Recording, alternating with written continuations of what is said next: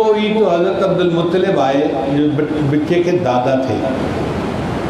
انہوں نے بچے کو دیکھا.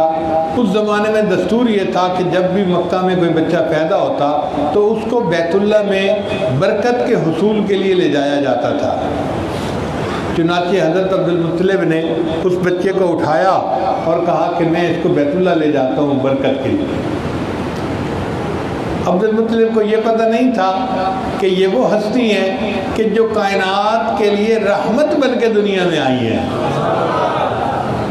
بہرحال انہوں نے بیت اللہ میں لے گئے, دعائیں کی اور تھوڑی دیر کے بعد بچے کو لے کے واپس آئے. تو بی بی آمنہ نے پوچھا آپ نے بچے کا کوئی نام سوچا ہے؟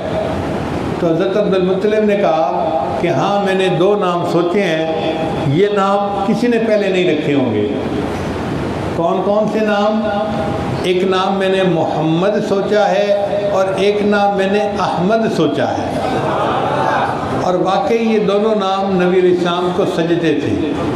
محمد کا مطلب وہ ہستی کہ جس کی دنیا میں اتنی تعریفیں کی گئی ہوں کہ اتنی تعریفیں کسی اور کی نہ کی گئی ہوں.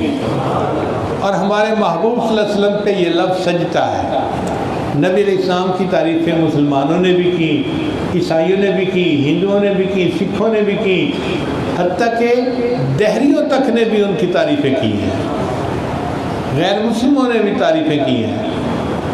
انسانی تاریخ میں جتنی تعریفیں نبی علیہ السلام کی گئی ہیں کسی اور ہستی کی تعریفیں نہیں کی گئی. تو آپ صلی اللہ علیہ وسلم حقیقت میں محمد تھے. اتنی تعریفیں کبھی کسی کی نہ ہوئی ہوں.